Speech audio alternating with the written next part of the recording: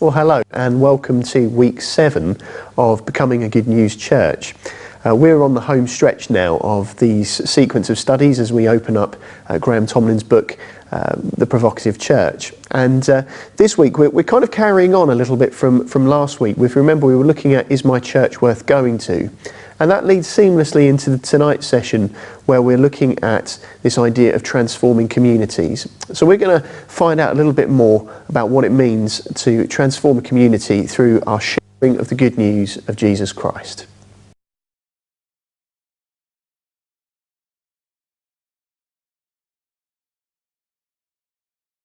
I don't know what the word transforming conjures up in your mind. The kids had those toys, I don't know whether they're still around, that change from one thing into another. And the word change is perhaps the word that we would most closely associate with transforming. Someone has said that the only person that ever likes change is a wet baby. And there are hundreds of stories that go around about churches that try to change and struggle with it. About this time last year, we had a leadership team retreat day here. A man called Jonathan Edwards came to talk to us, and he chose as his theme, change. And he pointed out that whenever there's change, there has to be some kind of bereavement, some kind of death, some kind of leaving behind of the things that have been done. And so that's quite a provocative thought, that in the midst of change, there is the loss of something. And as we think about transforming communities, I think we need to prepare ourselves for the fact that it might mean we need to lay some things down, might mean to actually lose some things, as well as to pick other things up. When it comes to living the Christian life, a lot of the way that we live that life comes down to the way in which we view Jesus. And it's interesting, isn't it, that each of us on some level or another has a view of what Jesus is like. It's interesting, when you look at the book this week, one of the things that Graham Tomlin is keen to do is to go through history and to look at church history in particular and the way in which different communities at different times had viewed Jesus. And some of the dangers that he highlights throughout the chapter is when the interpretation of Jesus isn't quite right. To the point where we would call some of the things that some of the early communities believed about Jesus is actually heresy. Now, I'm not going to go over that ground, but I want us to perhaps think of it from a different perspective. You know, I'm a person who loves television. I like watching TV programs. I like films and things like that. And one of my areas of interest is the way in which Jesus is shown in programs that are made about Jesus. So take, for example, a program like Jesus of Nazareth, which was out in about 1977.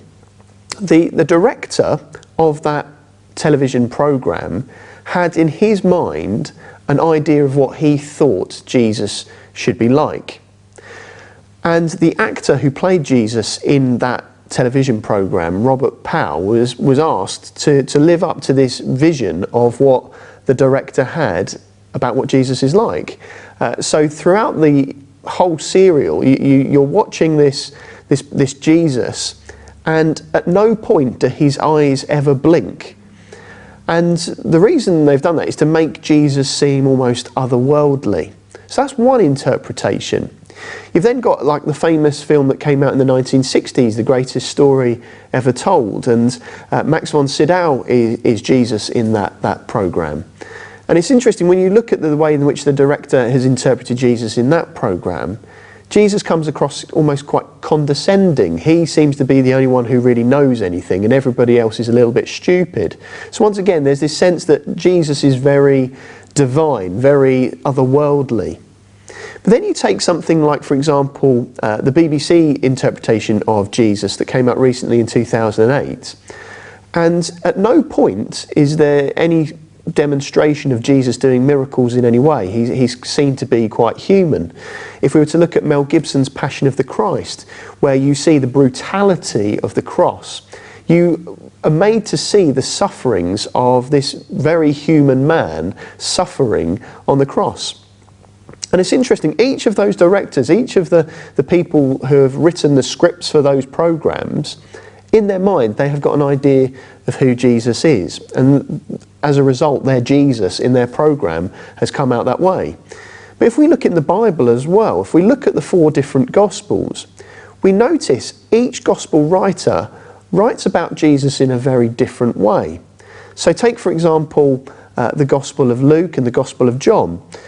Both Gospels almost make Jesus seem a little bit otherworldly. There's a moment in Luke's Gospel right at the very beginning where it pictures Jesus walking through a group of people. But then you've got, in contrast to that, you've got the Jesus that's seen in Mark's Gospel that's actually quite earthy. He's quite human. He spits in someone's face and things like that. It seems very, very human. And what I would like to say, I'm not saying that one gospel has got it right and the other has got it wrong, but I think when we take all of those gospels together, we get the full picture of who Jesus is. Jesus is both fully human and fully divine. As Doug was speaking those words, I just had that sense that film directors were making God in their own image. There's probably a whole question, a whole discussion around that, isn't there? But he left us with this thought: Jesus 100% divine and 100% human, fully divine and fully human. That's important at so many different levels. When we simply look at the cross, when we look at what Jesus has done for us, if he's not fully divine, then any price he's paid is not fully paid for. And if he's not fully human, then he doesn't fully represent our humanity. So somewhere in the midst of all those conversations of the early church, something really important was happening, because they were recognising that Jesus is fully human and fully divine. And that leaves us with a challenge to become like Jesus, to become each day more and more fully human. Doug used an analogy on Sunday of Leicester City. Let me pick that up for a moment. Leicester City last year seemed to get everything right. They worked hard, they trained hard, they played for each other, they were in it together. And as the season went on, more and more pundits were still writing them off with 7-8 weeks to go. And yet through the season, they achieved their goal, they reached their destination, they got the trophy. And then a new season dawns, a new pre-season first. And because they've made it, they've reached it, something within them has changed. Something relaxes, something doesn't try as hard. They don't play for each other in quite the same way. And there's a danger that in the Christian life, that's where we find ourselves. We think we've made it, we think we've reached it, because we've found a place where we realise that Jesus has died for us, forgiven, that we're redeemed, and everything is okay in all eternity. And the challenge that Graham Tomlin is laying before us is the challenge to become more and more like Jesus. So receiving one trophy might be enough for some, but for the Christian it means going on a walk with Jesus day by day and becoming more and more like him. In considering this idea of how we become fully human, how we become as close as we can to the image of Jesus, I think Graham Tomlin uses a really helpful picture for us, that quite often when we become a Christian, it's almost as if we build an extension on to our house. And that's fine, that's lovely, but that actually doesn't have any impact on the building that was there before.